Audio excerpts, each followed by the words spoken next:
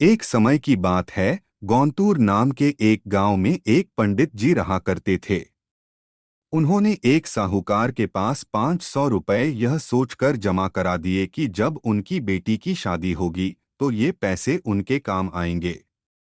देखते ही देखते समय निकलता गया और बेटी शादी योग्य हो गई। पंडित जी ने अपनी बेटी के लिए योग्य वर देखना शुरू कर दिया। उन्हें अपनी पुत्री के लिए एक लड़का पसंद भी आया, जिसके बाद पंडित जी साहूकार के पास अपने पैसे लेने गए। साहूकार ने उन्हें पैसे देने से इनकार करते हुए कहा, मेरे पास आपने कोई पैसे जमा नहीं कराए। आपके पास क्या सबूत है कि आपने मेरे पास पैसे रखे थे? क्या आपके पास उसका कोई लिखित प्रमाण है?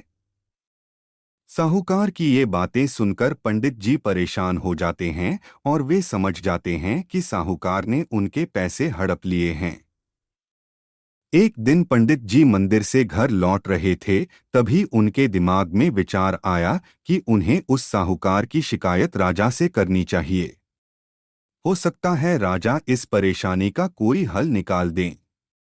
पंडित जी बिना देरी किए राजा से मिलने के लिए पहुंच गए और वहां जाकर उन्होंने अपनी परेशानी राजा के सामने रखी। पंडित जी की बात सुनकर राजा ने कहा कि कल नगर के लिए हमारी सवारी निकलेगी, तुम उस समय उस साहूकार की दुकान के सामने जाकर खड़े हो जाना। राजा की बात सुनकर पंडित जी अपना झोला उठाकर घर को निकल गए। अगले दिन राजा की सवारी निकली। नगरवासियों ने उन्हें फूलों की माला पहनाई व आरती उतारी। पंडित जी राजा के कहे अनुसार उस दुकान के सामने खड़े हो गए। राजा की सवारी साहूकार की दुकान के सामने आई तो राजा ने पंडित जी को देखाकर प्रणाम किया और उनसे कहा कि आप यहाँ क्या कर रहे हैं? आप हमारे गुरु हैं, आप हमारे साथ बग्घी में चलिए। पंडित के बग्घी में बैठने के बाद साहूकार ने राजा की पूजा की और उन्हें फूलों की माला पहनाई। उसके बाद राजा की बग्घी आगे बढ़ गई।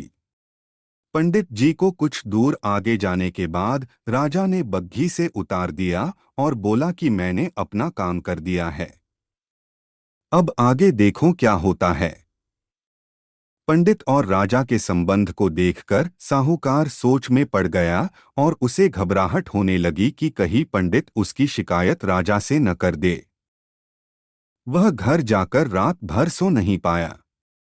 सुबह दुकान पर जाकर सबसे पहले साहूकार ने अपने मुनीम को पंडित जी को सहसम्मान दुकान में लाने के लिए कहा।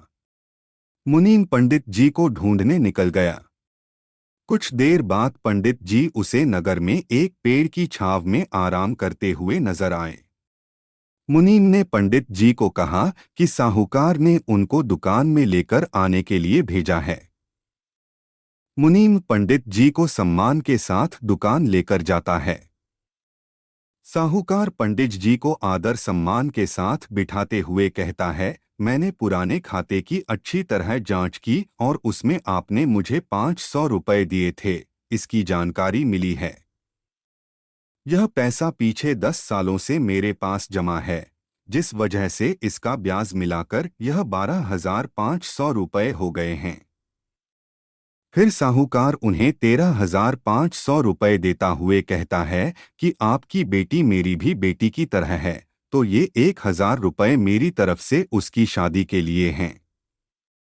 साहूकार ने पंडित जी को 13,500 रुपए देकर बड़े ही प्रेम के साथ विदा किया। इस तरह पंडित जी को उनके अपने पैसों के साथ ही उसका ब्याज और शादी के लिए साहूकार की तरफ से 1,000 रुपए अतिरिक्त मिल गए। कहानी से सीख, अगर कोई किसी को परेशान कर रहा है तो उसके सामने गिड़गिड़ाने की बजाय ऐसे व्यक्ति से मदद मांगे जो इस समस्या से उसे निकाल सकता है।